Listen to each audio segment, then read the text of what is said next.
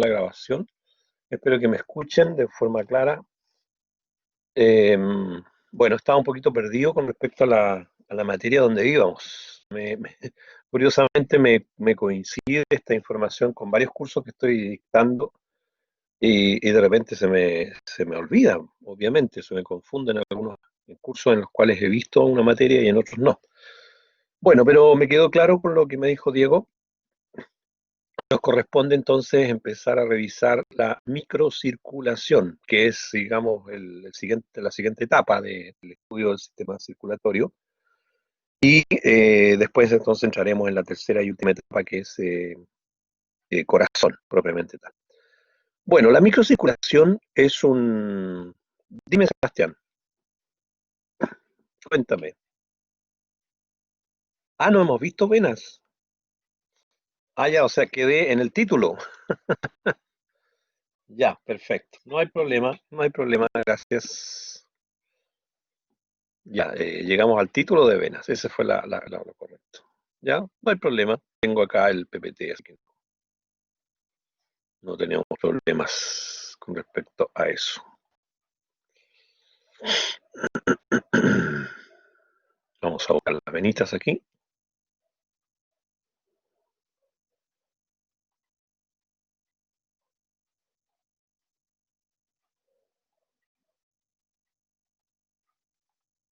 Ahí sí.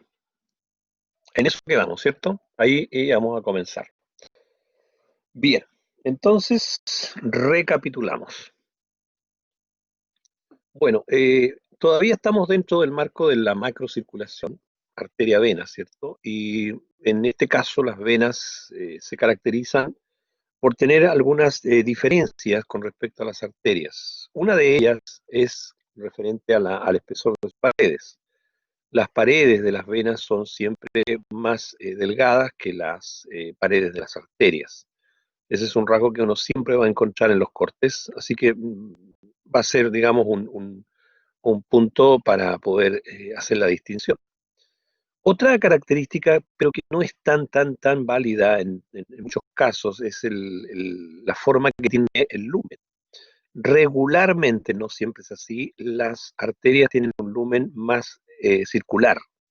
En cambio, las venas tienen un lumen un poquito más alargado y en las venas pequeñas el lumen es muy irregular, muy irregular, o sea, no tiene una forma definida. Ya, eso sería otra característica que, insisto, no es tan categórica como la primera, eso del espesor de las paredes. Otra característica es que la adventicia en las venas generalmente es de mayor espesor que la adventicia de las arterias. Ya vamos a encontrar una adventicia bastante marcada, con mucho vasavasorum, cierto nervio vasorum y otros elementos que son propios de la adventicia. Eh, a veces también una cantidad importante de tejido adiposo en la adventicia, miocitos lisos también eventualmente.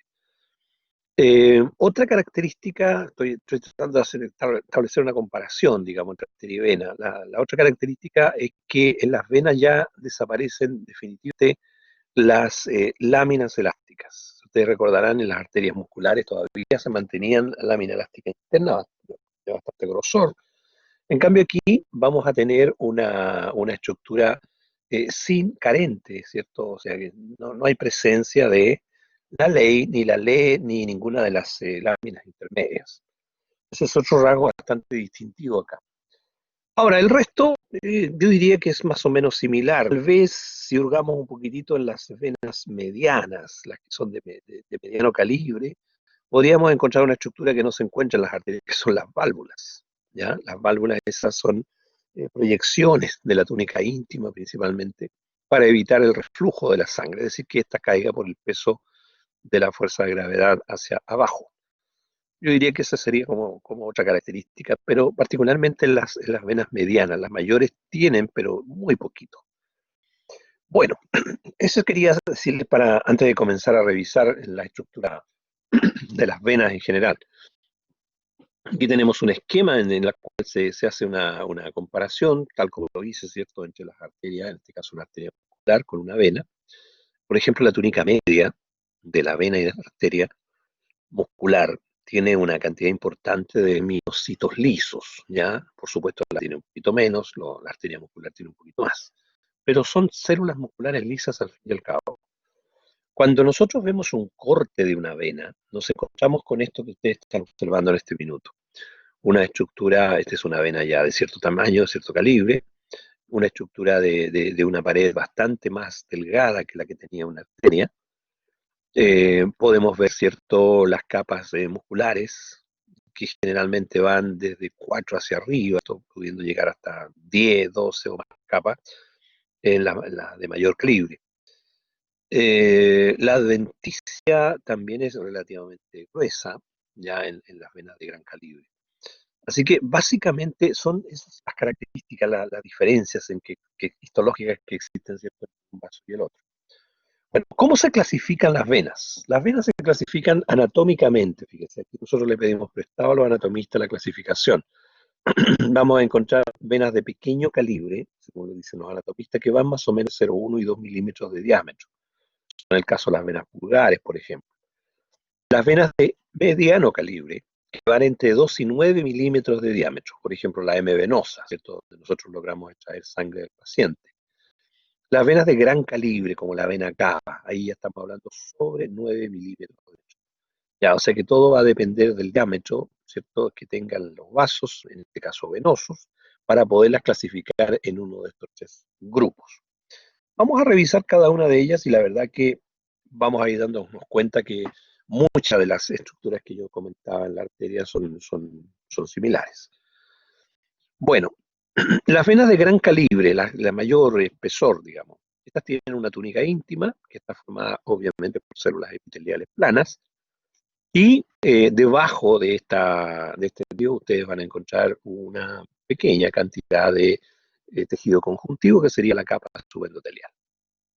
Por lo tanto, no hay mucha diferencia, como ustedes pueden darse cuenta, con respecto a lo que encontrábamos en una arteria. Después viene la túnica media en las arterias de gran calibre, que va a estar constituida principalmente por miofibras lisas. Ya, por supuesto que estas están asociadas a tejido conjuntivo laxo, a terminaciones nerviosas, por supuesto. Acuérdense que estas fibras musculares se contraen y se relajan, por tanto necesitan tener inervación.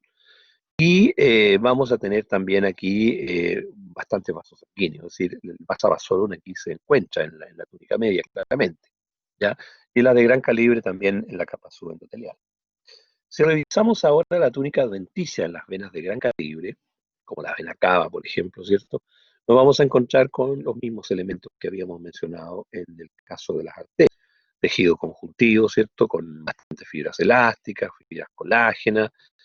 Vamos a encontrar en ellas también una cierta cantidad de miofibras lisas y todas las células, ¿cierto?, que pertenecen al tejido conjuntivo propiamente tal, más el vasa vasorum y el nervo vasorum.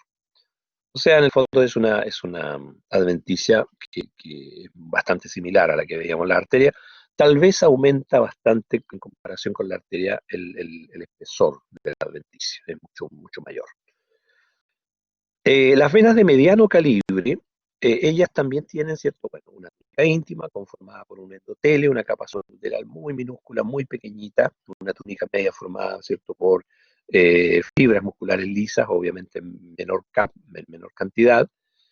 Y en el caso, ¿cierto?, de la adventicia, los componentes son prácticamente los mismos que ya había enunciado, se mantienen los vasavasorum y los vasorum. Y aquí, en las de mediano calibre, voy a hacer una salvedad, que en este tipo de venas puntualmente, que son muchas de las venas de las extremidades superiores e inferiores, vamos a encontrar las válvulas, ¿ya? Estas válvulas que van a ayudar muchísimo para el ascenso de la sangre, ¿cierto? Que aquí vamos en contra de la fuerza de gravedad. Entonces se requiere tener un apoyo. Mucho de este apoyo para que la sangre fluya hacia arriba lo da la musculatura que está asociada a las venas, ¿no? La musculatura esquelética. Pero también las venas tienen algo que aportar para ayudar a ese proceso de ascenso de la sangre y eso lo hace a través de las válvulas. Ahora, cuando estas válvulas fallan, ¿cierto?, se produce lo que ustedes están viendo aquí, ¿ya? Este zigzagueo en cuanto a la forma que adoptan ciertas venas, como las venas tibiales, a veces las afenas, incluso tiene estas características típicas, entonces nosotros hablamos de varices, ¿verdad? Eso es porque ya las válvulas están fallando, ya no están haciendo, entonces la sangre se empieza como a emposar un poquito, por eso que son un poquito dolorosas. Bueno, ¿cómo está constituida una válvula? La válvula en sí no es otra cosa que una proyección de la túnica íntima, es decir, el endotelio más esa pequeña cantidad de tejido conjuntivo, ¿verdad?, que tiene la capa subendotelial, y además, ¿cierto?, se anexan ahí en ese tejido conjuntivo una cantidad importante de fibras elásticas, de miocitos lisos también, así que podemos decir que incluso hay algo de túnica media. Eso forma entonces una especie de hojuelas, ya literalmente parecidas a las que existen, pero un poquito más grandes que las que existen en el corazón, ¿ya? Y cuando esto funciona, ¿cierto? Porque es un proceso bastante interesante, se ve más o menos lo que esta fotografía logró captar. Si ustedes se fijan, esta es una vena mediana, ¿cierto? Esa es su pared, bastante más finita. Ahí está el endotelio, se fijan, la capa de células musculares lisas, etcétera. Y estas proyecciones que ustedes ven aquí son las valvas de la válvula. ¿Ya? En este caso está abierta, ¿se fijan? Y en este otro caso está cerrada, ¿ya? Se cerró ahí. Entonces la sangre va fluyendo en ese sentido. Y si tiende a caer, estas válvulas se cierran. Entonces impide que el reflujo de la sangre. Es uno de los tantos métodos. Por supuesto que a esto también le ayuda a la musculatura que está por fuera, ¿verdad? De la musculatura esquelética principalmente. Entonces todo eso en conjunto va ayudando al ascenso de la sangre hasta que llegue al el corazón nuevamente. ¿Ya? Esa es la idea de una válvula. Como ustedes ven, es una estructura bastante sencilla, no es una cosa tan especial, diría yo, ni mucho menos. Bueno, las venas de pequeño calibre, estas son las más pequeñitas de todas, estas ya tienen forma irregular. Ya, si ustedes se fijan en la foto aquí, se van a dar cuenta que esta es una vena de muy pequeño calibre. Ahí se ven las células endoteliales que salieron muy bonitas en la foto. Ahí se ven algunas capitas de células musculares lisas, que sería la túnica media, y la adventicia que está por fuera, bueno, es parte de la vena, ¿cierto? Pero también es parte del tejido conjuntivo del órgano donde se encuentra esta vena de pequeño calibre. ¿Ya? Entonces, ahí hay como un territorio compartido, si ustedes quieren. ¿Ya? Aquí tenemos una foto, prácticamente no, Cristóbal, ya a estas alturas las venas de pequeño calibre casi no poseen. Y eso no es tan trágico, fíjate, porque en el fondo, debajo de la capa endotelial, del endotelio, tú tienes, ¿cierto?, la túnica media que tiene tejido conjuntivo. Entonces ahí tenemos vasos sanguíneos, tenemos vasa vasorum, que van a entregar en cierto modo también nutrientes a las células endoteliales.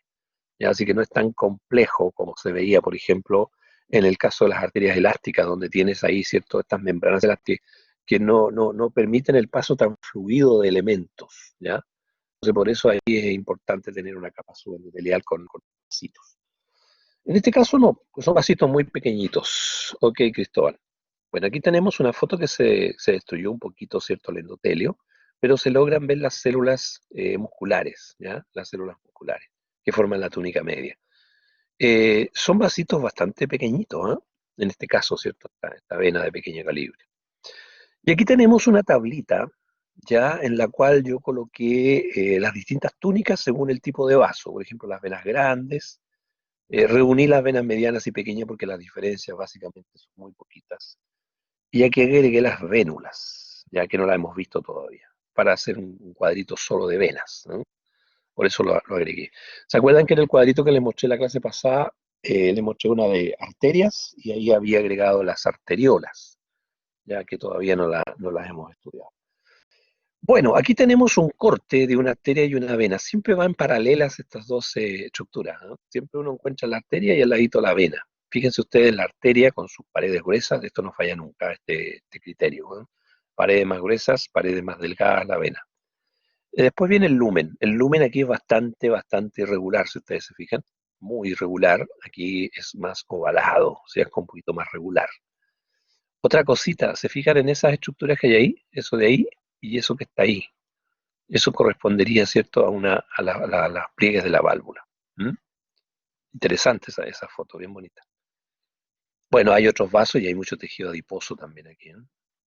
dependiendo del órgano donde se encuentren las estructuras. Ya, ahora sí, chicos, podemos comenzar con la microcirculación, ¿ya? Porque eso era lo que me había faltado de la clase anterior. Entonces ahora podemos comenzar con ya oficialmente con nuestra clase para poder entonces revisar la microcirculación. Bueno, la microcirculación comprende arteriolas, comprende capilares y comprende vénulas, ¿cierto? Es decir, todos los vasos que están entre los grandes vasos, entre las arterias y las venas. Bueno, hay algunos datos interesantes con respecto a la microcirculación. Primero son vasos más finos, de pequeño calibre, se dice, ¿cierto? El flujo de sangre está bastante disminuido aquí, gracias a la acción, en cierto modo, de las arteriolas, que determinan, ¿cierto?, que disminuya bastante el flujo sanguíneo. Eh, por ahí dicen, hay un dato que leí en un libro, ¿cierto?, que dice que si toda la sangre que tiene un organismo pudiese estar en un solo sector, este serían los capilares. Los capilares son tantos, pero tantos capilares distribuidos por nuestro cuerpo, que ellos por sí solo podrían mantener o tener toda la sangre, ¿ya? Un dato interesante, curioso, ¿cierto?, que aparece en algunos textos. Bueno, aquí se produce también, particularmente en los capilares, el intercambio, ¿cierto? El intercambio de nutrientes, el intercambio de gases. Aquí tenemos un esquemita donde ustedes pueden ver, ¿cierto?, la zona capilar. Aquí nosotros hablamos de plexo capilar. Un plexo en general es una anastomosis de estructuras. Existen plexos nerviosos, existen plexos, ¿cierto?, capilares, como en este caso, en donde todos los capilares están anastomosados. Entonces, para no estar diciendo, mire, este es un grupo de capilares que se anastomosan, ¿cierto?, se asocian, qué sé yo, uno simplemente dice plexo capilar. Y uno entiende y sobreentiende de qué se trata de eso. Ahora, dentro de esta región capilar, nosotros vamos a tener un área que está más hacia el lado de las arterias, ¿cierto? Y otra área que está más hacia el lado de las vénulas, obviamente, ¿cierto? Recuerden que estos capilares están en contacto íntimo con las células de nuestro cuerpo. Es decir, tienen un tú a tú ahí con las células. ¿Eh? Le entregan nutrientes, reciben desechos. Entonces, claro, al principio, cuando llegan con los nutrientes, están más tirados hacia el lado arterial, ¿cierto? En cambio, cuando ya se llevan los nutrientes, se llevan el CO2, están más tirados hacia el lado venoso.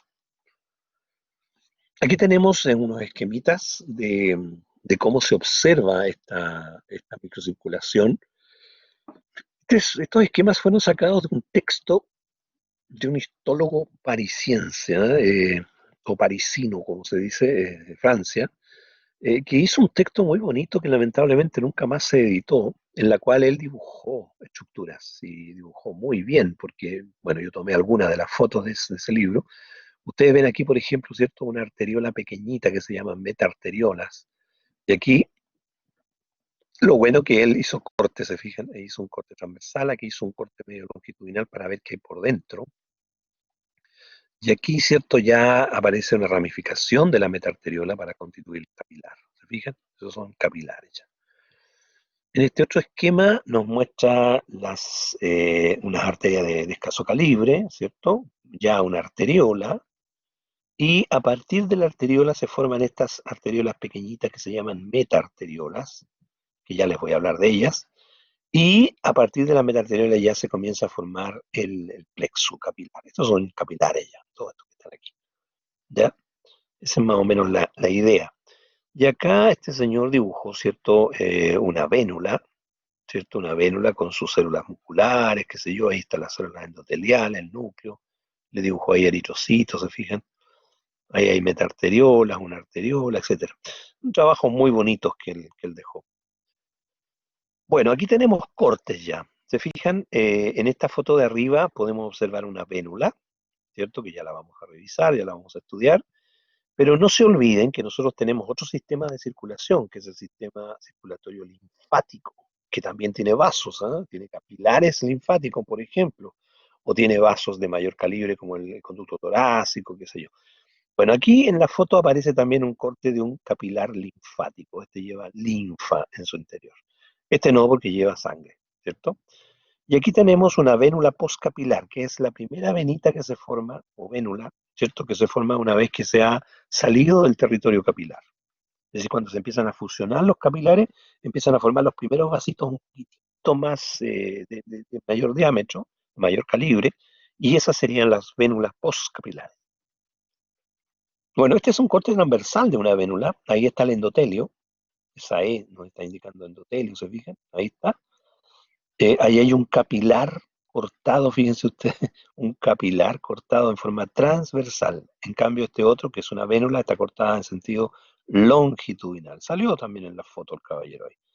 Bueno, esta es una célula que se asocia mucho a las vénulas postcapilares que nosotros la vamos a revisar, que se conoce con el nombre de pericitos. Por eso aparece una P ahí. Ya les voy a hablar de ellos. Bueno, ese es el endotelio. Bueno, y elementos figurados en su interior. Hay bastantes. Y estos son cortes transversales también, de vénulas, sus paredes muy delgaditas, se fijan, muy finitas. Así que para ir acostumbrando el ojo. Esa es la idea. Y esta es una foto que es típica de todos los libros de histología, donde aparecen los tres elementos de la microcirculación. La vénula, que es esta, ahí se ven las células musculares, ¿cierto? El endotelio, una celulita del endotelio aparece ahí. El lumen, ahí aparece un glóbulo rojo, ¿se fijan? Este es una arteriola, que tiene paredes un poquito más gruesas, que en el caso de la vénula. Está muy cerquita, ¿ah? Muy cerquita las ambas.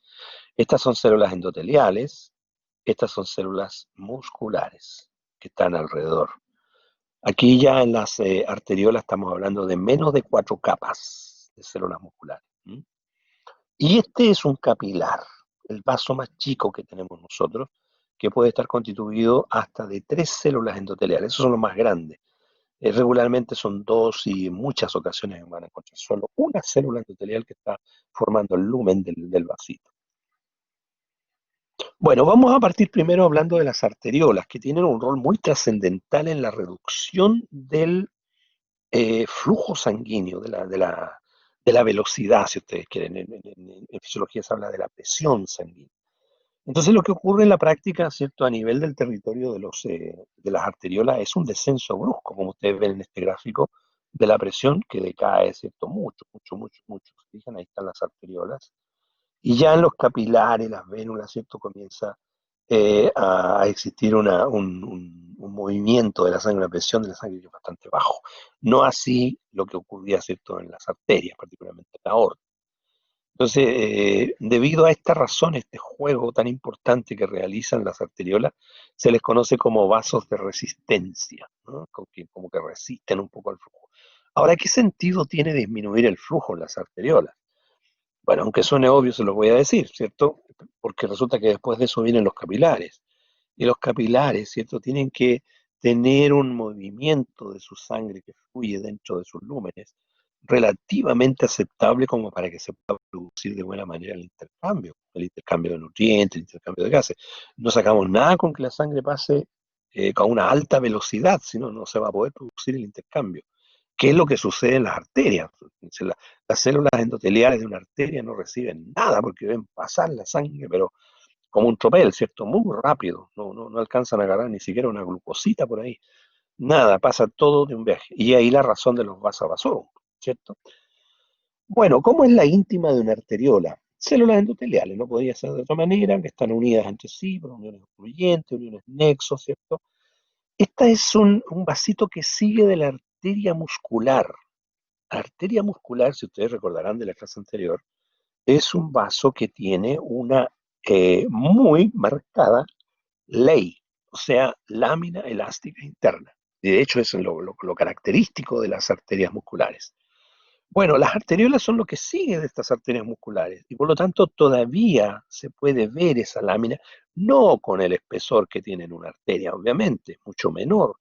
Y a medida que las arteriolas se van haciendo cada vez más chiquititas en cuanto a su diámetro, en cuanto a su calibre, esta lámina elástica va desapareciendo. Ya, entonces las arteriolas más finitas, ya cuando estamos llegando a las metaarteriolas, prácticamente ya no se observa. ¿M? Y se observa de una manera muy difusa. ¿Ya?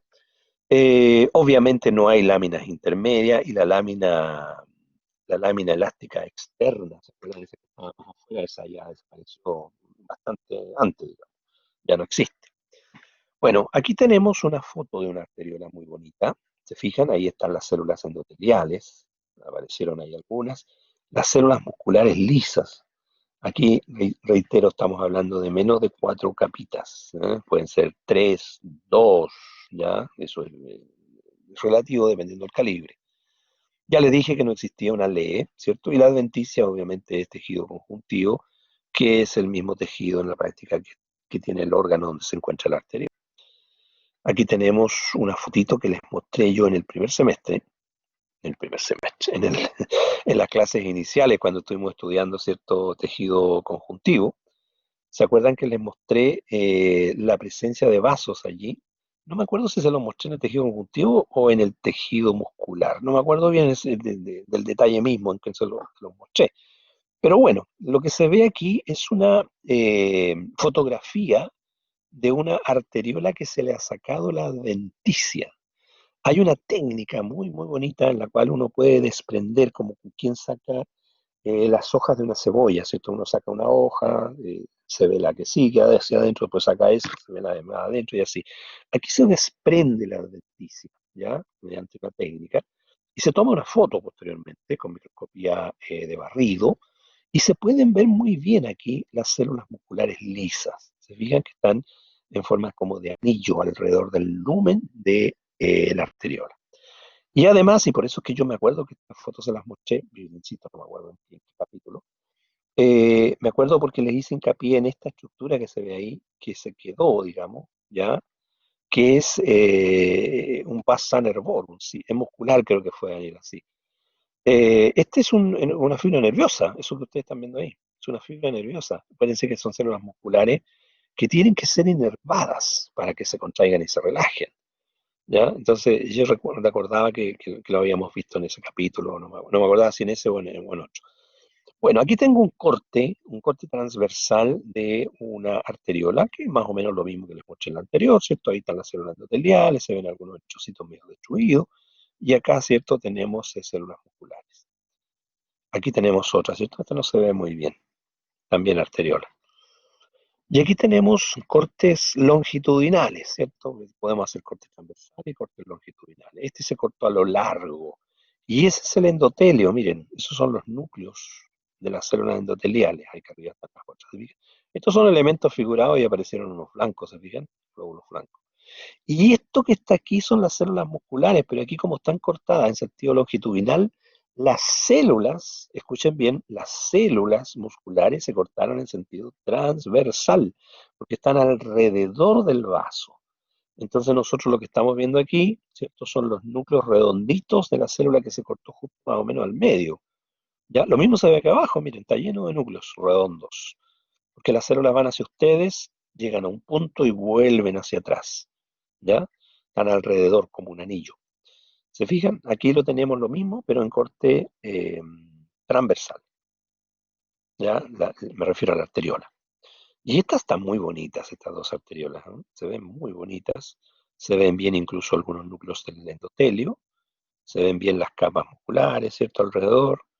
Y el conjuntivo, ¿cierto? Que es parte de la adventicia y que también forma parte del órgano. ¿Ya? Por ahí se ve un fibroblasto, ¿cierto? Un núcleo medio alargado del tejido conjuntivo. Aquí tenemos otra foto también en corte longitudinal de una arteriola. ¿Se fijan? Aquí está el lumen del vaso. Ahí hay elementos figurados, hay glóbulos rojos principalmente. Ahí está el núcleo de las células endoteliales. Y estos son los núcleos de las células musculares lisas que van hacia ustedes. Se fijan, dan la vuelta y regresan hacia la fotografía y van por detrás de la fotografía. Ahí se ven los núcleos, se fijan, bastante más o menos redonditos, dependiendo del corte que se les hizo. Estas son fotos bien bonitas. Esto parece que fuera un corte de una glándula, ¿cierto? Porque ahí se ven algunos adenómeros. Bueno, ¿qué son las metaarteriolas? Las metaarteriolas son las arteriolas más chiquititas, las que se van a finalmente, en último término, ramificar para formar capilares. Entonces, lo que ustedes están viendo aquí, puntualmente, ¿cierto? Son las arteriolas que acabamos de estudiar. Y aquí se produce entonces la ramificación hacia metaarteriola. Entonces la metaarteriola es un tipo de arteriola, ¿ya? Es un tipo de arteriola que tiene un lumen un poquito más fino, ¿cierto? Más pequeñito, porque a poco andar se va a transformar ese vasito en capilares, en este plexo, ¿cierto? Como le llamamos a esta estructura. Se fija que aquí hay, a propósito, hay una coloración distinta, ¿se fijan? Se fijan, hay una coloración media rojiza, ¿cierto? Así, miren cómo se va transformando en azulina. Entonces, este es el lado arterial del plexo y este es el lado venoso del plexo. Eso lo usan en fisiología mucho, ¿ah? Para hablar de un lado y del otro, porque aquí ocurren los procesos, ¿cierto? Los procesos de intercambio. Entonces, eso es interesante tenerlo en cuenta. Ahora, volviendo a la metaarteriola es similar a una arteriola. La única, bueno, hay dos diferencias. Una es que disminuye el espesor, ¿cierto? El diámetro. Eso está claro. Pero si ustedes revisan, por ejemplo, la íntima tiene un endotelio, ¿verdad? Hay una lámina basal, después viene una media, y aquí está la segunda gran diferencia. La primera era el tamaño, ¿cierto? Disminuye un poquito más, digamos, en cuanto al espesor que tiene con respecto a la arteriola convencional. Pero la gran diferencia histológica es la presencia de fibras musculares lisas, tanto agrupadas, formando literalmente anillos alrededor del vasito. Y esos anillitos tienen, como son células musculares lisas, la capacidad de contraerse y relajarse, y con eso ellos aumentan o disminuyen el flujo sanguíneo. Acuérdense que después vienen los capilares, ¿ya? Entonces ellos saben, las metaarteriolas saben con qué velocidad exacta debe pasar la sangre hacia los capilares.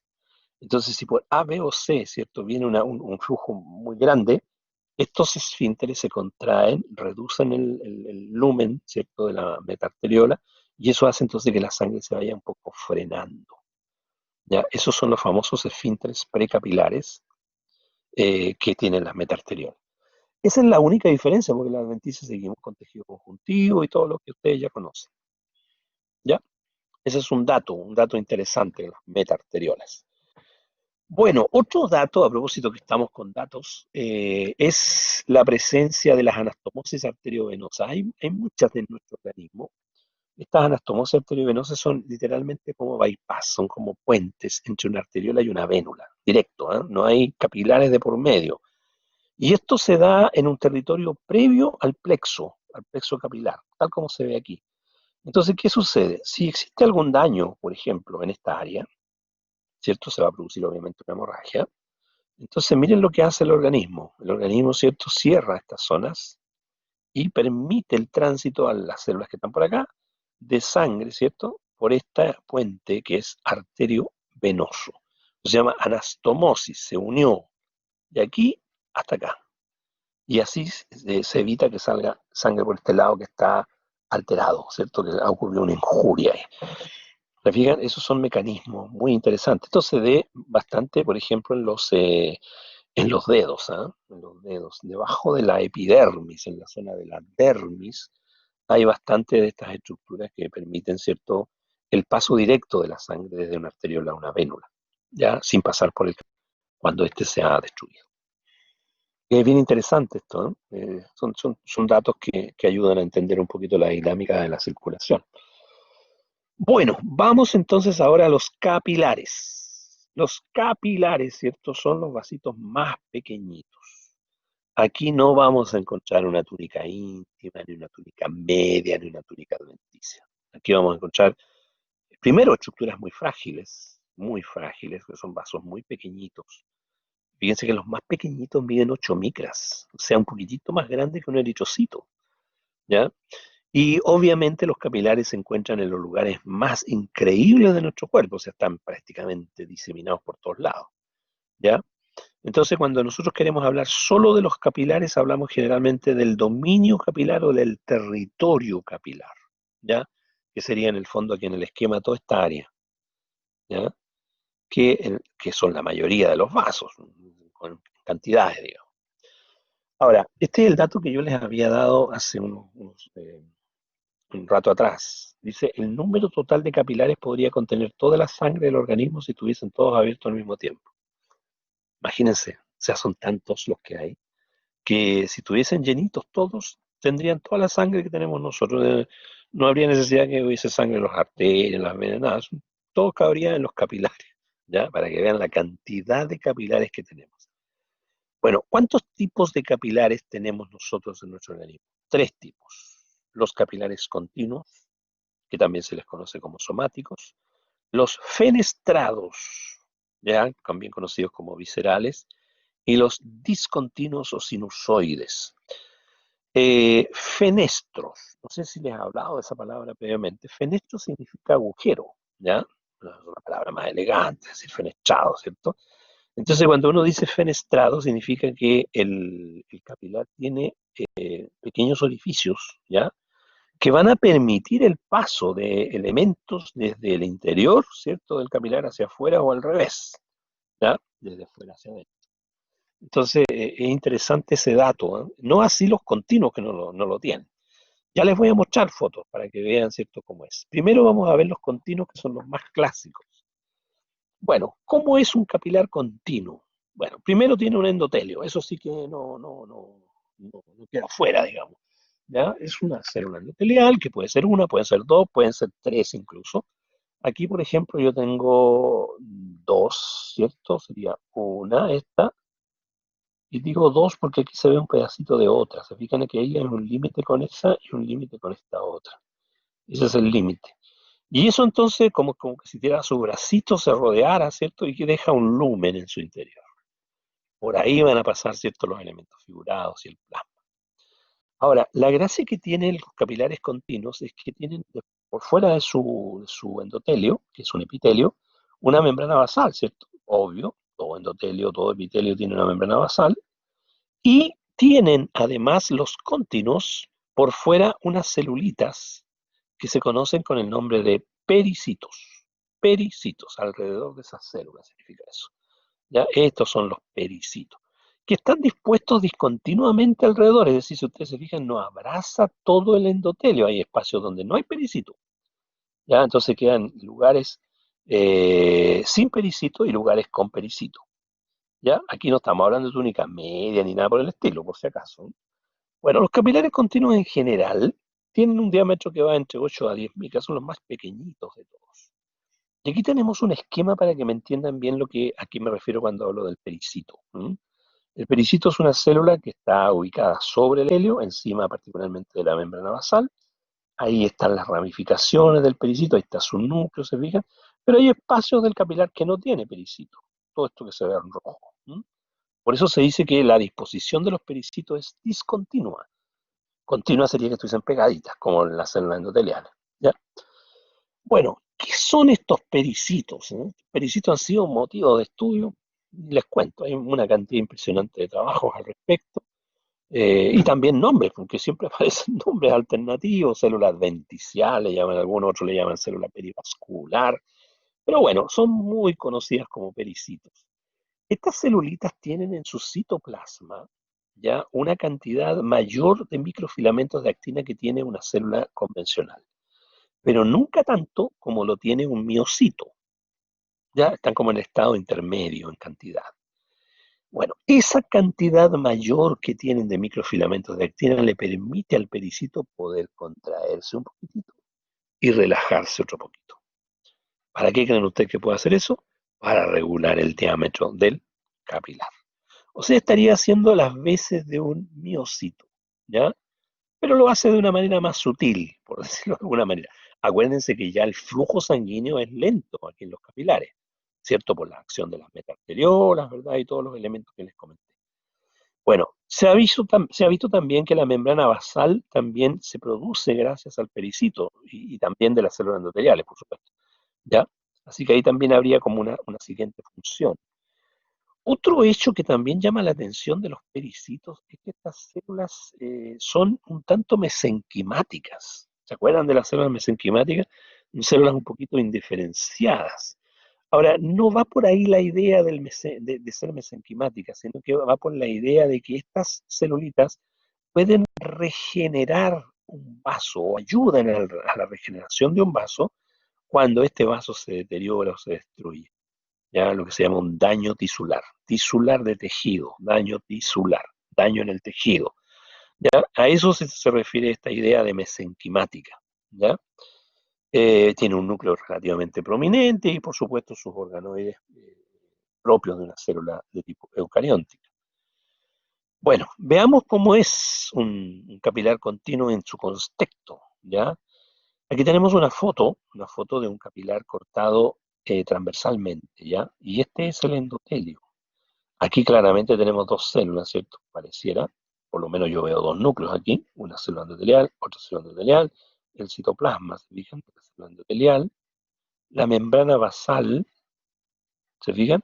Ahí va, rodeando todo el contorno de la célula, y el pericito, ¿se fijan cómo lo rodea también? Pero llega hasta un cierto punto, ¿se fijan hasta ahí? Y por acá arriba llega hasta ahí, o sea, hay un espacio donde no hay pericito.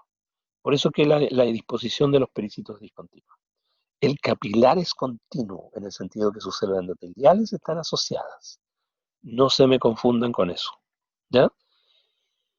Bueno, aquí tenemos fotos, son los clásicos capilares, ¿cierto? Se fijan, aquí hay uno muy bonito, ahí este tiene una sola célula endotelial, ahí está el núcleo de ella, ¿cierto? Ahí está el lumen, por donde van los eritrocitos.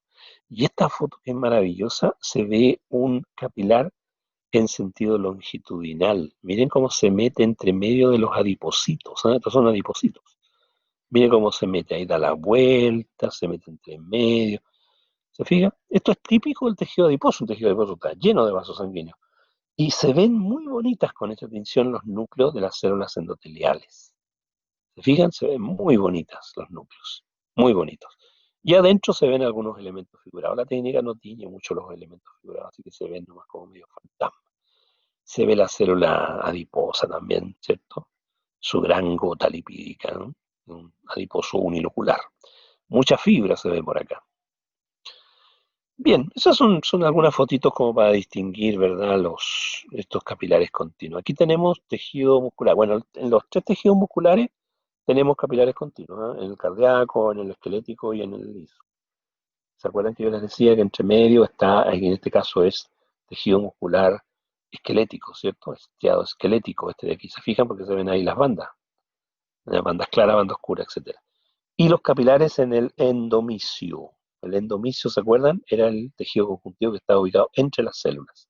Y ahí se ven los eritrocitos, cómo se tratan de mover, ahí se fijan, son bastante pequeñitos. Fíjense que cabe un eritrocito a lo largo y eso sería todo, no pasan más, tienen que pasar en fila india, literalmente. Bueno, pero la elasticidad del eritrocito permite el paso, no hay mayores problemas. Miren esta foto también nos muestra capilares continuos, se fijan cortes longitudinales, ahí miren, ahí bajó por detrás del corte, después apareció de nuevo. ¿Sí? Se ven bien las células endoteliales, bonita esta foto. Aquí como que se ve una melcocha, ¿sí? Ahí como que está todo mezclado. Ya, y en esta foto nuevamente tejido muscular esquelético, ahí se ven muy bonitos los eritrocitos, se fijan cómo van, ahí hay una ramificación, y ahí están las células endoteliales. ¿Mm? Qué bonito, bonita la foto. Un buen ejemplo del lugar donde se encuentran capilares continuos son en los alvéolos pulmonares. Los alvéolos son estas pelotitas que ustedes ven aquí, ¿cierto? Que están constituidos entre paréntesis por helio simple también. Y alrededor de los alvéolos, como ustedes ven acá, ¿cierto? Se disponen estos capilares continuos como una mallita, ¿m? Como se ve acá. No están hacia el interior del alvéolo, sino por fuera, ¿ya? Interesante, aquí se ven, ¿cierto? También en una foto, y bueno, aquí está el proceso de matosis, que es el intercambio gaseoso. Eso lo van a ver en fisiología. Veamos ahora el capilar fenestrado, el segundo tipo de capilar, ¿cierto? Bueno, aquí nuevamente tenemos un endotelio, ¿cierto? Célula endotelial, se ve bastante bien ahí.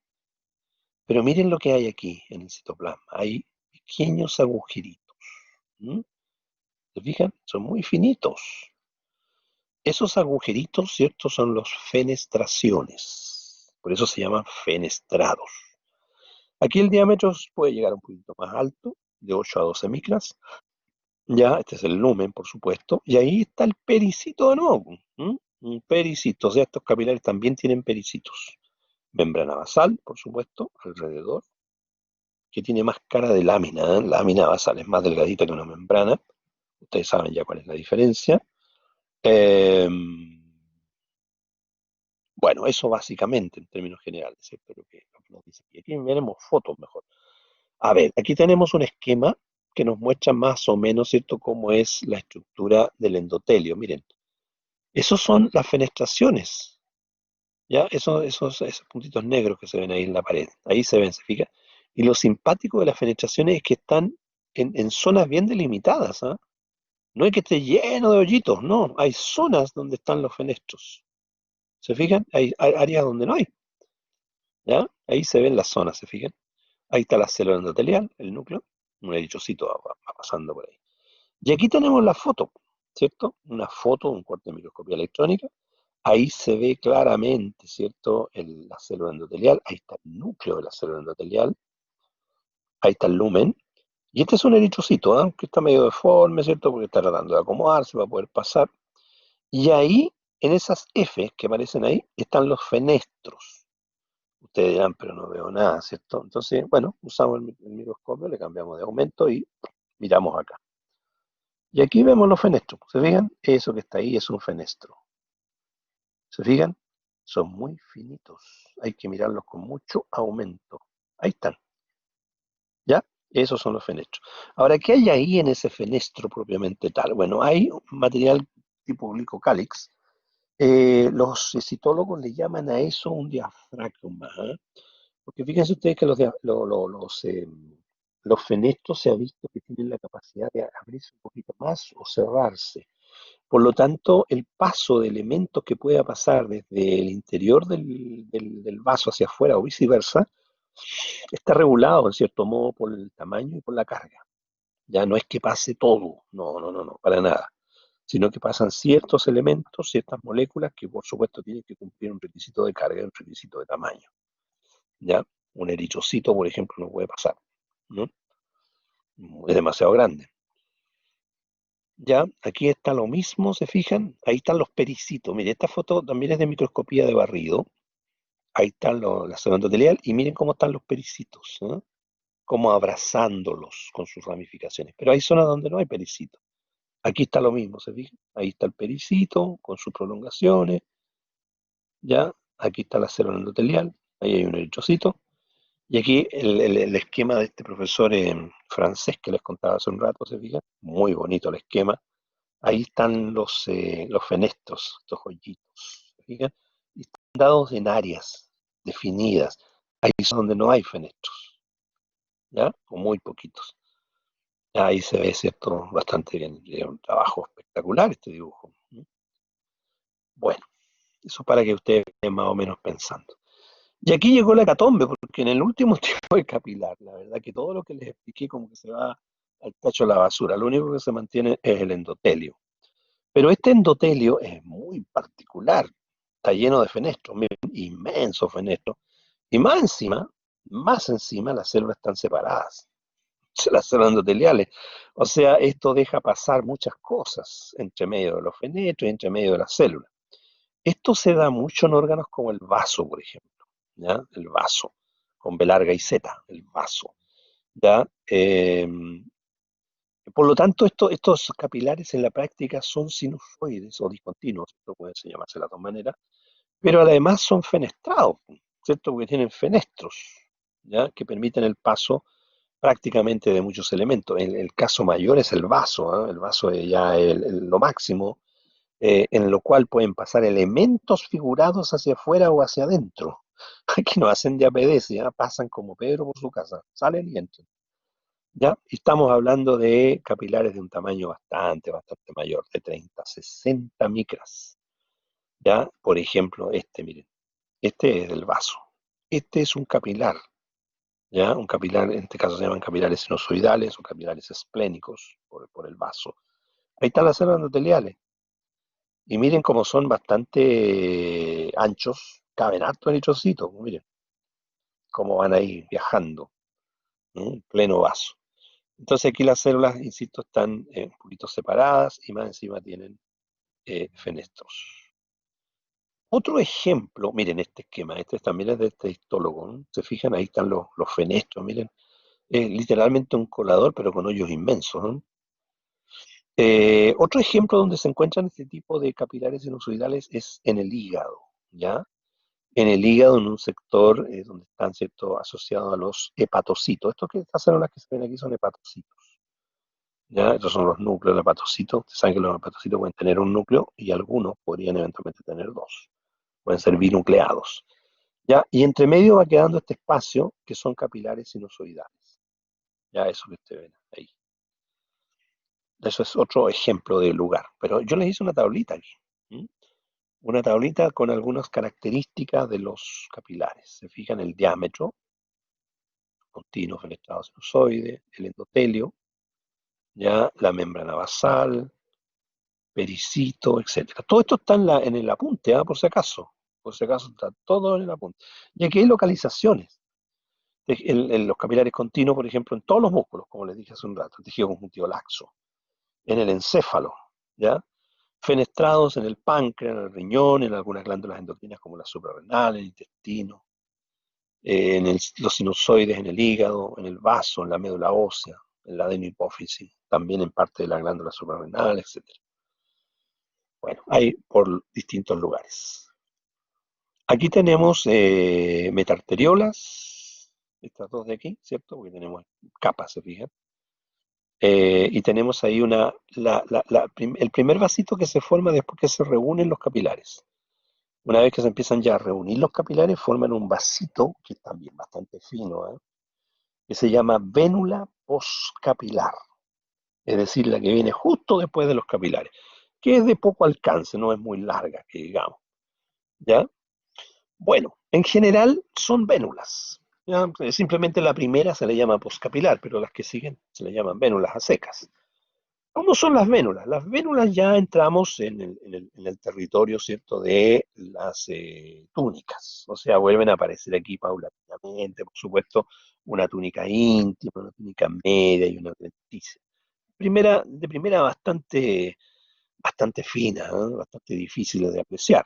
Pero a medida que las vénulas van creciendo, ¿cierto?, van aumentando su tamaño y se comienzan a transformar en venas de pequeño tamaño, después de mediano tamaño, después grandes venas, que son las que llegan finalmente al corazón. Bueno, estas vénulas tienen un endotelio que es bastante delgadito, ¿cierto? Bastante fino. No hay claramente una capa subendotelial.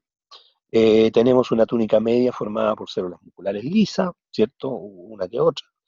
Y en las vénulas más chiquititas, que serían las postcapilares, existe, fíjense ustedes, un intercambio de nutrientes todavía. O sea, además de los capilares, estas vénulas capilares podrían eventualmente hacer intercambio de nutrientes por su delgadez en sus capas. ¿Ya? También existe una cierta capacidad de hacer diapédesis en ese sector. ¿Ya? No hay mayores inconvenientes. Aquí tenemos una fotito donde se ven varias vénulas, ¿se fijan? De diferente calibre, unas mayores, otras más pequeñitas, ¿se fijan? Esas son las famosas vénulas. Miren las paredes, son tremendamente finas y delicadas. Bueno, aquí tenemos en la típica foto del libro también la arteriola para compararla con la vénula. Lúmenes, ¿se fijan? Más circular, más irregular. Paredes más delgadas, paredes gruesas. La denticia aquí es territorio de ambas. Si quieren comparar, si quieren hacer ustedes una comparación de los diámetros, este cuadrito que aparece en un libro que es el Conqueira me parece bien interesante. Por ejemplo, si una arteria tuviese ese tamaño, ese calibre, vamos a imaginarlo, ¿ya? Ya, si una arteria fuese así, la arteriola, que sería lo que viene después de las arterias, llegaría hasta ese tamaño, haciendo la comparación, se supone. Miren lo que ha disminuido. Por supuesto que este cambio es gradual, ¿cierto? La metaarteriola, que es la última arteriola, sería de ese tamaño, ¿ya? Y el capilar sería un punto, con el diámetro, ¿ya? Sería un punto para que ustedes vean más o menos las diferencias y para, a grosso modo, por supuesto, de cómo se ven los calibres en los diferentes vasos. Y aquí hay una tabla que tiene que ver, ¿cierto?, con un resumen de prácticamente todo el sistema circulatorio: arteria, arteriola, capilar, vénula y vena, ¿ah? En diámetros, túnica íntima, presencia o ausencia de lámina elástica interna, etcétera, etcétera, etcétera. ¿Ah? Ustedes pueden aumentar aquí los caracteres, ¿cierto? Y hacer una tabla mucho más larga. Es una cosa tipo resumen, diría yo. ¿Ya?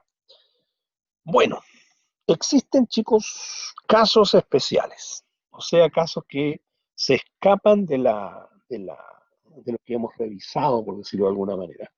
Son casos bien puntuales, ¿no? No son muchos, pero tampoco son como para dejarlos de lado. Particularmente esto se da en las venas, ¿no? Más que en los capilares. Por ejemplo, las venas ilíaca, femoral, poplitea, safena, basílica, umbilical, ¿les suenan esos nombres? ¿Cierto? El tejido conjuntivo subendotelial, es decir, el que está debajito del endotelio, tiene fibras musculares lisas en sentido longitudinal. ¿Ya? Fibras musculares lisas en sentido longitudinal. Si no están en un sentido circular, ¿cierto? Como se ve regularmente en la túnica media. La vena cava inferior, la vena cava inferior, que esta es una vena, ¿cierto?, de gran calibre, no tiene túnica media, ¿ya? Pero la adventicia tiene un alto contenido de fibras musculares lisas, ¿ya? Tanto es así que esas fibras musculares lisas incluso se meten a la íntima de la cava, ¿ya? Eso la hace ser bastante más distensible. Las venas pulmonares y las venas del útero grávido, o sea, un útero en estado de gravidez, tienen una túnica media muy desarrollada y las fibras musculares ahí lisas tienen disposición circular. Si ustedes se dan cuenta, son pequeñas diferencias, pero que tienen que guardan relación con el lugar, el sitio donde están ubicadas estos vasos. Las venas del cerebro, del lecho ungual, eso es la uña, ¿cierto? El lecho ungual. Parte materna de la placenta, en la pía madre espinal. La pía madre, acuérdense, es una meninge. En la retina, en las trabéculas esplénicas, eso es en el vaso, y en los senos de la dura madre. ¿Se acuerdan de los senos de la dura madre? Ahí donde se producía el drenaje del líquido encefalorraquídeo. Carecen todas estas venas de túnica media. O sea, tienen una túnica íntima y una adventicia. Las venas pulmonares y las venas cavas tienen una túnica adventicia, eh, tienen, mejor dicho, en la túnica adventicia una capa de fibras musculares cardíacas. Esto es lo que les comentaba yo delante cuando hablaba del tejido muscular cardíaco. El tejido muscular cardíaco, si bien es cierto, está en el miocardio, ¿cierto? Es del corazón, como lo vamos a ver y en la siguiente clase, yo creo ya, o alcanzamos a ver algo hoy día. También están en el inicio de los grandes vasos. Por ejemplo, en el caso de las venas pulmonares y las venas cavas. Y también, fíjense ustedes en la aorta. Si ustedes hacen un corte justo en el inicio de la aorta, cuando va saliendo del corazón, un corte transversal, se van a encontrar que la túnica media tiene células musculares cardíacas, ¿ya? Así que no nos debe extrañar, porque es como la continuación, la túnica media, de la túnica media del corazón, que es el miocardio, ¿ya? Bueno, hay otro caso que yo no lo incluí aquí, pero sí está en el apunte, y que por favor échenle una miradita, es el caso de la vena central que existe en el hígado, ¿ya? La vena central del hígado es una vena muy particular, fíjense, escuchen bien, no tiene túnica íntima, no tiene túnica media, ni tiene túnica adventicia. O sea, no tiene ninguna de las tres túnicas, pero se le llama vena central. Está justo en el centro de una estructura fisiológica, ¿cierto?, que es muy utilizada por los fisiólogos, que es el famoso lobulillo hepático. Ya vamos a hablar de eso más adelante. Bueno, en esa zona existe esta vena que está formada por las membranas plasmáticas de los hepatocitos que hay en esa área, más un grupo importante de fibras reticulares. Pero no hay endotelio, no hay túnica media, ni hay adventicia. Entonces ahí estamos en presencia de una vena muy, muy particular. En el apunte les di mayores antecedentes al respecto. Bueno, otras cosas raras de nuestro organismo son las famosas redes admirables o sistemas vasculares portales dentro del sistema circulatorio, me refiero. ¿A qué se entiende por un sistema vascular portal o sistema de red admirable? Bueno, yo les contaba en la primera clase de circulatorio que tuvimos en la semana pasada, el lunes sí, no la semana pasada, el lunes, les contaba, ¿cierto?, que la secuencia lógica secuencia lógica del recorrido de la sangre es arterias, arteriolas, capilares, vénulas y vena, ¿cierto? Bueno, eso se da en un 98-99% de nuestro organismo. ¿Ya? Hay un porcentaje en que no existe eso, sino que existe un sistema que aborda capilares, un vaso o varios vasitos, que podría ser arteriola, podrían ser venas, y después nuevamente capilares. ¿Ya? Eso, cuando ocurre, es decir, existe una primera capilarización, un vaso o vasos, porque pueden ser varios, que nosotros generalmente le llamamos porta, y después de eso, en vez de venir, ¿cierto? Un vaso que tendría que seguir esta lógica, lo que sigue es otra red capilar. Entonces tenemos primera red capilar, vaso porta y segunda red capilar. Y eso se da en 3 a 4 lugares de nuestro organismo, ¿ya? Esas son las llamadas redes admirables. Por ejemplo, aquí tenemos un caso de ellos, el caso del riñón. Esto sería, ¿cierto? El glomérulo renal que está constituido por capilares fenestrados. Ya les puedo dar apellido a los capilares. Capilares fenestrados en el glomérulo renal. Fíjense ustedes que del glomérulo renal emerge, seguramente recordarán de enseñanza media, emerge una arteriola que se llama arteriola eferente. Y esa arteriola eferente debería seguir, ¿cierto?, hacia una arteria, pero no, se capilariza. Entonces tenemos primera red capilar, segunda red capilar y un vaso porta, que en este caso es la arteriola eferente. Entonces esta es una red admirable. En el caso del, en otros casos, digamos, dentro de las variantes que existen en nuestro organismo, se puede dar también una red capilar a nivel, por decirlo así, del intestino delgado, por ejemplo. Y después se puede dar un vaso porta que puede ser una vena, como la vena porta, y después, ¿cierto?, una red capilar que estaría ubicado en otro órgano, como lo que sucede en el sistema porta intestinal, que es el sistema porta más conocido, llamado por los fisiólogos el sistema macroportal, porque es inmenso, incluye varios órganos. Veamos eso con detalle. ¿Cuáles son los casos? Sistema portal intestinal. En el sistema portal intestinal nosotros tenemos una red capilar a nivel de las vellosidades intestinales. Precisamente estos son los vasitos que reciben los nutrientes, ¿cierto? Todos los nutrientes que van por el lumen del intestino. Bueno, estos están ubicados en unas estructuras llamadas vellosidades intestinales, qué sé yo, pero eso es ya la parte más del detalle. Esa red capilar que está ubicada en el intestino, ¿cierto? Más las redes capilares que están en la vesícula biliar, que están en el páncreas y qué sé yo, todo eso se juntan y se reúnen en un gran vaso llamado vena porta, muy conocida. Y esa vena porta ingresa al hígado y en el hígado forma una red capilar sinusoidal, lo que son sinusoides. Entonces tenemos una red capilar en las vellosidades del intestino y tenemos la segunda red capilar en otro órgano, que sería el hígado. Unidos ambos por un sistema porta, que en este caso sería la vena porta. Y ahí tendríamos entonces el primer caso de nuestro organismo donde tenemos un sistema porta o una red admirable. ¿Qué es lo que se ve aquí? ¿Se fijan? Ahí está el intestino, aquí tendríamos la primera red capilar, después tendríamos la vena porta y en el hígado se produce, ¿cierto?, otra ramificación que forma plexos capilares. El segundo caso se da en la hipófisis, esta glandulita que es lo que vamos a estudiar inmediatamente terminado el sistema circulatorio, vamos a entrar al sistema endocrino. La hipófisis es una glándula que, como ustedes bien saben por anatomía, se ubica en la zona central del cráneo, ¿cierto? En pleno sistema nervioso central.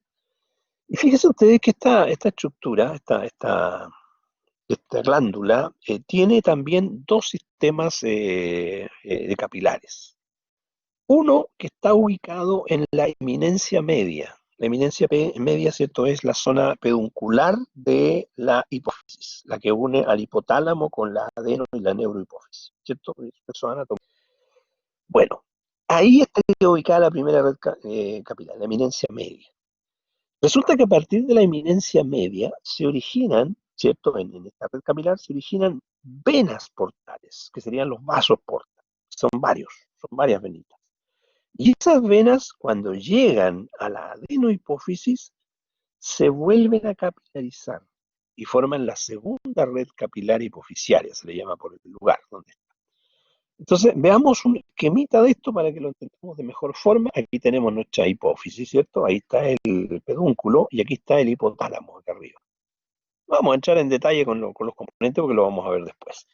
Pero fíjense, aquí entra la arteria hipoficiaria superior, la cual se capilariza a nivel de la eminencia media, primera red capilar. Después se forman, ¿cierto?, los vasos portales, que son venas, venas portales se le llama eso, y descienden hasta llegar a la adenohipófisis. Y en la adenohipófisis se produce la segunda red capilar. Por lo tanto, tenemos primera red capilar, vasos portas y segunda red capilar. O sea, aquí tenemos el segundo ejemplo de un sistema porta o una red admirable.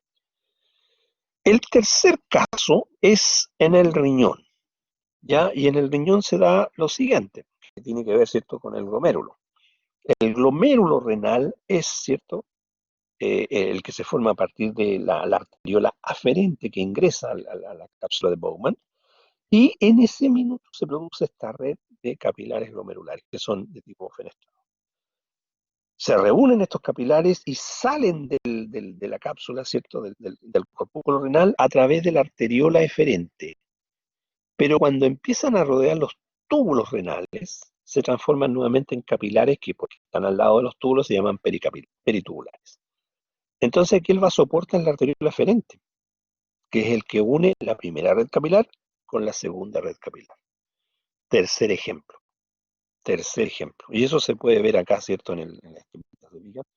Ahí estaría la arteriola eferente que entra, se capilariza, primera red capilar, el glomérulo. Después sale la eferente, que sería el vasoporta, y miren cómo se ramifica nuevamente en capilares acá, rodeando los túbulos de la nefrona, ¿cierto? De la unidad fisiológica del riñón. Ese sería el tercero. Y hay un cuarto, que muchos libros lo mencionan, que es el sistema portapancreático, que ese es más pequeñito, ¿eh? Que es la red capilar que se dispone en los islotes de Langerhans, que es la parte endocrina del páncreas, que al salir en los capilares que están ahí se transforman, ¿cierto?, en un vasitos pequeños que serían los vasos porta, ya no son capilares, ¿ya? Y nuevamente cuando ingresan a la porción exocrina del páncreas, hacia donde están los acinos pancreáticos, se produce nuevamente la red capilar. Entonces ahí tendríamos la primera red capilar en los islotes, la segunda red capilar en la porción acinar y entre medio, ¿cierto?, vasos porta. Ese sería el cuarto tipo, ¿ya? Que también en la guía se lo explico con un poquitito más de detalle. Bien, no sé si les queda claro, estas son las excepciones de nuestro sistema, ¿cierto? Las he dejado para el final para que ustedes las vean con más detalle, ¿cierto? Y las logren entender una vez de haber comprendido todo lo que vimos relacionado con la parte, ¿cierto?, de los vasos en sí. ¿Alguna duda, chicos, hasta aquí? ¿Cómo estamos? ¿Se entiende un poquito?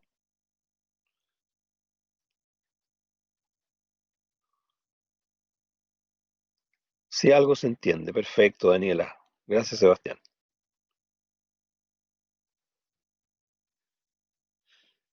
Bien, chicos, vamos a entrar entonces ahora al corazón. Les voy a dar algunas indicaciones nomás hoy día para poderlo estudiar con más detalle. Además que no es largo, ¿eh? Es bien cortito el corazón. También está en el apunte esto. Ahí está el corazón, se fijan. En esa zona que ustedes la estudiaron en anatomía, me imagino que se lo saben muy bien. El corazón es un órgano bien complejo, ¿eh? Bien complicado anatómicamente hablando. Tiene sus aurículas, sus ventrículos, ¿cierto? Sus grandes vasos, sus válvulas en el interior, ¿verdad? La mitral, la tricúspide y cuánta cosa. Aquí hay un corazón cortado, ¿no? Ahí están, ¿cierto? La vena cava superior, la aurícula derecha, ¿cierto? El ventrículo derecho. Por acá tenemos la zona izquierda. Fíjense las paredes del corazón en los ventrículos mucho más gruesas que las paredes de las aurículas, ¿no? Son más finitas.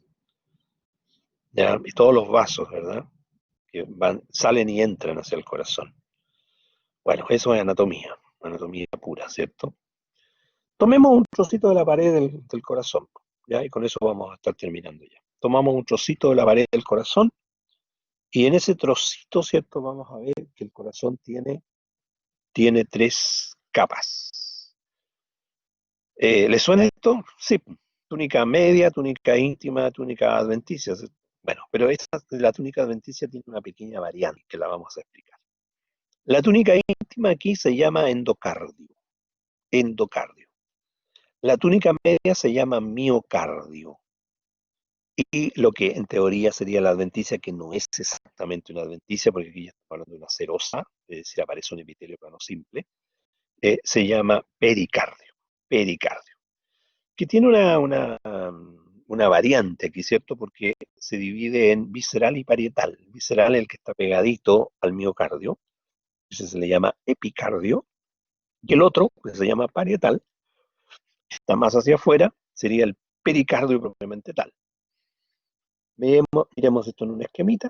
Aquí tenemos, ¿cierto?, el sector interno del corazón. Estos serían los atrios, ¿cierto? Las zonas donde está la sangre. Esto sería, ¿cierto?, el endotelio, que sería siempre la capita que está en contacto directo con la sangre. Y debajito habría un tejido conjuntivo, que vamos a estudiarlo eso con un poquito de detalle en la siguiente clase, ¿ya? Y eso sería la túnica íntima, o sea, el endocardio. Después viene el miocardio, que sería todo esto. Sigan la mano, hasta ahí. Ese sería el miocardio. Y este miocardio, ¿cierto?, estaría formado por muscular cardíaco, con sus células en pantalón, ¿verdad? Todo eso que aprendimos en el semestre anterior. Después vendría el epicardio, que sería tejido conjuntivo más una capa de células planas, epitelio plano simple, o sea, es una serosa. ¿Ya? Eso sería el epi. Después viene un espacio aquí, que es el espacio pericárdico, que tiene un líquido producido por las mismas células, ¿cierto?, mesoteliales. Y después, más hacia afuera, después del espacio, tenemos de nuevo mesotelio y tejido conjuntivo, más tejido adiposo y otros elementos. Ese sería el pericardio parietal, que sería el externo, ¿cierto? O pericardio propiamente tal. Ahora, ¿qué tiene que haber este espacio para que el corazón se pueda mover cuando se está contrayendo y relajando, la sístole y la diástole, ¿cierto? Entonces, de esa manera el corazón podría mover. Si estuviese pegado, sería complicado, tendría que moverse todo el tronco, ¿ya? Entonces, de esa razón es porque existe ese espacio. Cuando uno hace un corte de un corazón, particularmente de un ventrículo, se encuentra con esto. Miren, aquí arriba está el epicardio.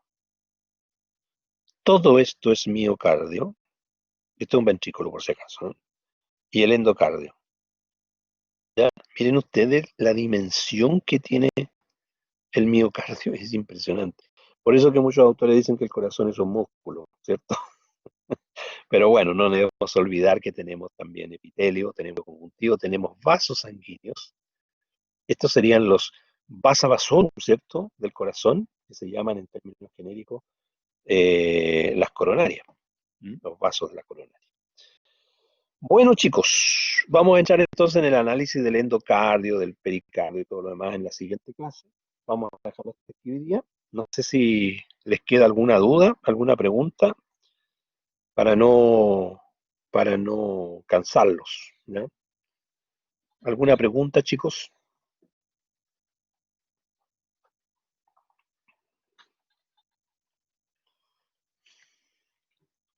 Esta semana que viene ustedes tienen práctico de... Gracias, Antonieta, Bastián. Esta semana que viene, chicos, tienen práctico de qué materia ustedes. Yo estoy medio perdido. Me parece que tienen muscular y nervioso, ¿no? O cartilaginoso y óseo. Ah, ¿tienen prueba la semana que viene? No, no, que yo sepa, no. A ver, chicos, la próxima semana es el 5. ¿Y hasta qué materia les entra en la gincana? ¿Qué es lo último que vieron en... Ah, hasta nervioso. O sea, ya hicieron el práctico de músculo nervioso.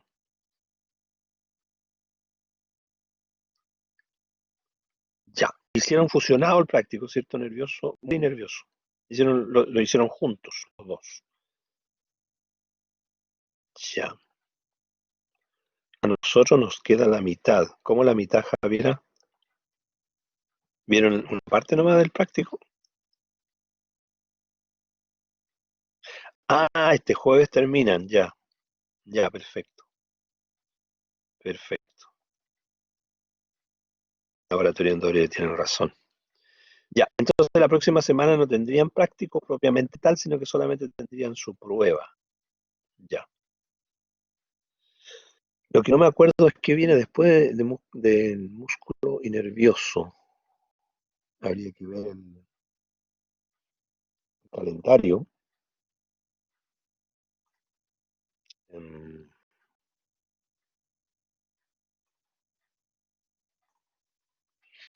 A ver, estoy revisando aquí el calendario.